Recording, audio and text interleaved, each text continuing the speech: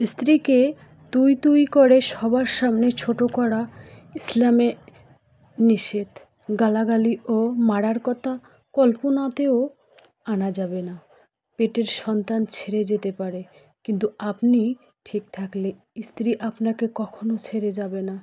মনে রাখবেন, স্ত্রী আপনার ঘরে আল্লাহর দেওয়া সবচেয়ে বড় নেয়ামত।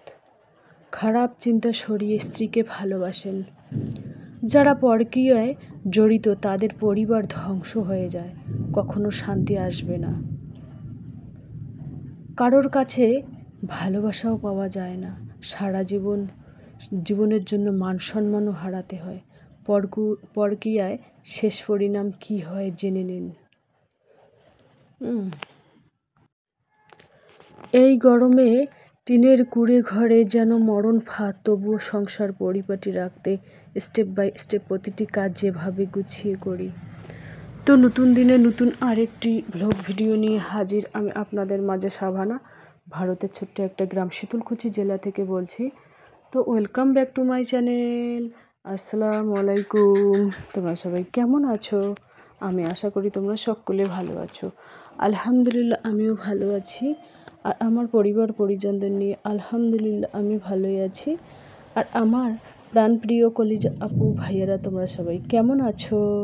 আমি আশা করি তোমরা সকলে ভালো আছো। তো বরাবরের মতো না ব্লগটা শুরুই করে দিলাম। তো চলো ব্লগটা দেখতেই থাকো, আশা করি খুবই ভালোই লাগবে।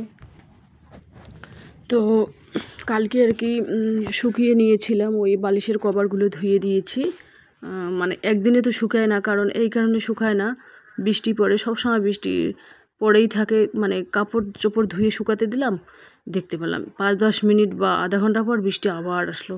আবার ওইগুলোকে উঠিয়ে নিয়ে আসতে হয় উপরে, আবার বারান্দায় শুকাতে দিতে হয়। আবার একটু রোদ আসলো, আবার টিনের চালিতে বা টারের মধ্যে শুকোতে দিলাম। আবার ওই বৃষ্টি, মানে ঝিরিঝিরি হোক, মুষলধারা কিন্তু বৃষ্টি সবসময় আসে না, একটু গুড়ি গুড়ি বা ঝিরিঝিরি, তখন তো লাইট চলে যায়। আর কি গরম, বাপরে বাপ। তো ভাবছি যে না, বালিশের কভারগুলো ঢুকিয়ে নেই।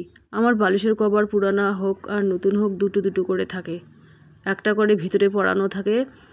উপরে মানে ভিতরেরটা তো নোংরা হয় না, উপরেরটা করে আর কি ধুয়ে দেই। বেশি নোংরা হয় না আমার বালিশের কভার, কারণ যেদিন আমি মাথায় তেল দেই সেদিন কিন্তু বালিশের কভারের উপরে আমি মোটা করে একটা চাদর হোক, মানে ওড়না তো পাতলা হয়, ওড়না দেই না, মোটা একটা খয়েরি কালারের চাদর আছে, ওইটা আমি বালিশের কভারের উপর রেখে যেদিন মাথায় তেল দিই সেদিন ঘুমাই। না হলে আবার সাদা বালিশের কভার যে কোনো কালারে হোক না কেন, একটু নোংরা নোংরা ভাব হয়, ভালোই লাগে না দেখতে। তো এই যে দেখতেই পাচ্ছেন বালিশের কভারগুলো ঢুকিয়ে নিচ্ছি।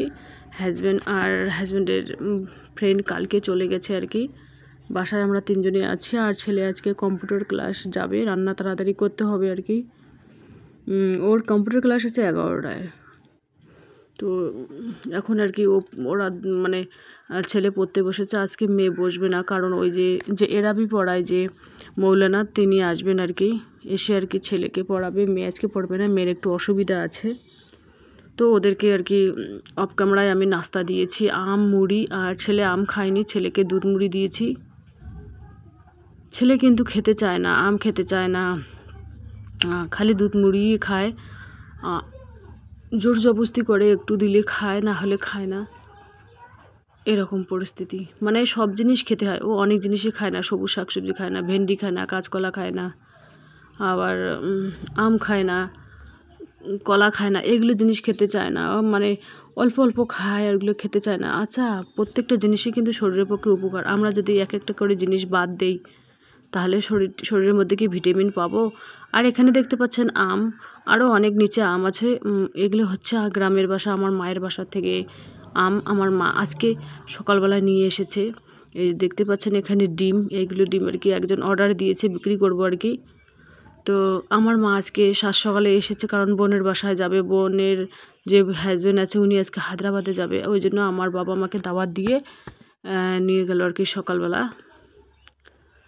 তো আমার মাকে আবার আমি বললাম যে আমার বোনের বাসায় ভালো মন্দ কি রান্না হয়, একটু আবার আমাদের বাসায় দিয়ে যেও। তা মা বলে কি ঠিক আছে। আমার বোন আবার যে কোনো ভালো মন্দ রান্না করুক না কেন, আমাদের একটু দিয়ে পাঠায় অবশ্যই। তো আমার তো ওর মানে যেদিন যায় আর কি সেদিন ভালো মন্দ এনে রান্না করে। আমি তো রান্না করা জিনিস দিয়ে পাঠাতে পারি না, কারণ মানে কে নিয়ে যাবে রান্না করা জিনিস, কে নিয়ে যাবে, অনেক দূরের রাস্তা, সেই জন্যেই। আর মারা গেল সেই জন্যই আর কি ওদের খাওয়ায়, কিন্তু ভালো ভালো ইলিশ মাছ, দামি দামি খাসির মাংস, ওইগুলো কিন্তু খাওয়ায়।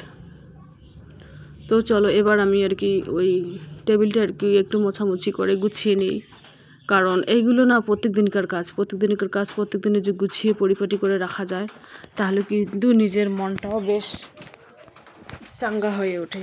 প্রত্যেকদিনের কাজ প্রত্যেক দিনই হলে কিন্তু ভালোই লাগে। আর কাজগুলো যদি মানে ফেলায় রাখি তাহলে কিন্তু অনেক বড় বেশি কাজ জমে থাকে।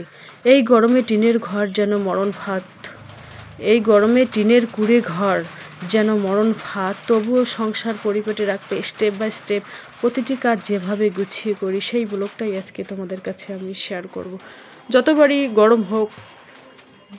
গরম হোক টিনের ঘরে না খুব গরম।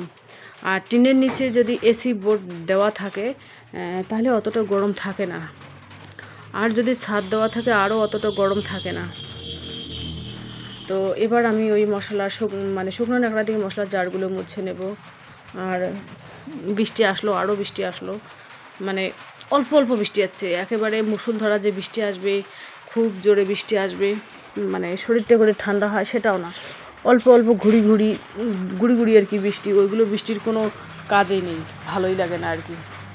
তো এবার আমি কাঠের ফার্নিচারে আলমারিটা একটু মোছামুছি করে নেব, কারণ গরমের মধ্যে খাওয়ার রুচিও কমে গেছে সবারই, প্রত্যেক মানুষেরই কিন্তু গরমের মধ্যে খাওয়ার রুচি কমে গেছে।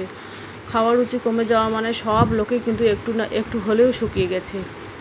মানে আর গরম কতদিন আছে বলছি, 3 মাস, ভাদ্র মাস অবধি কিন্তু গরম থাকে। তো আজকে আমি রান্না করব কি জানো, আলুর ডাল ঘাটি করে রান্না করব, ডিম আমলেট করব, আর হচ্ছে পটল ভাজা করব।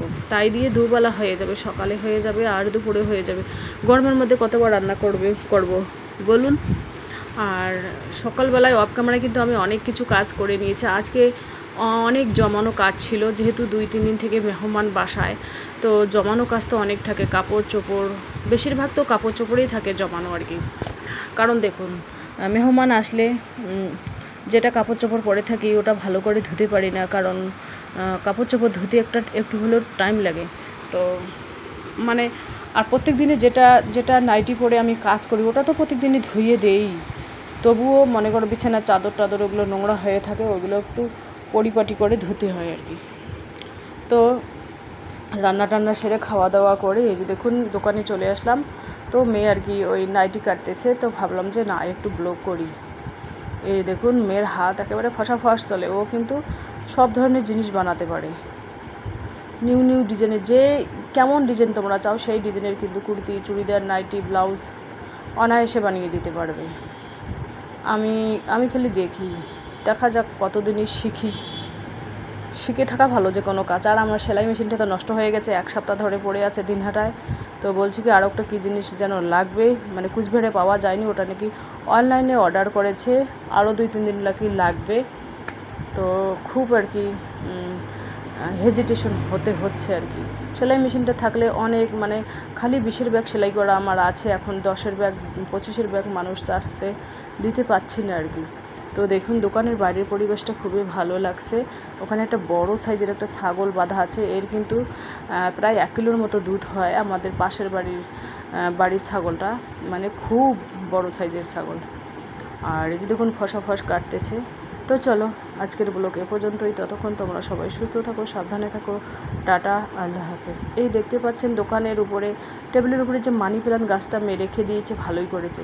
এই মানি প্ল্যান্ট গাছটা যদি নিচে থাকে না ছাগল গরু খেয়ে ফেলে, আর নিচে থাকলে মুরগিরা খেয়ে ফেলে, সেই জন্য দোকানের উপরে তুলে রেখেছে, অনেক ভালো হয়েছে। এই যে দেখতে পাচ্ছেন খুব সুন্দর লাগছে আর কি। আর দোকানের বাইরের পরিবেশটা আর এক ঝলক দেখিয়ে দিই। এই নাইটির পিসটা আমার পছন্দ ছিল বেগুনি কালারের, তো নেব না।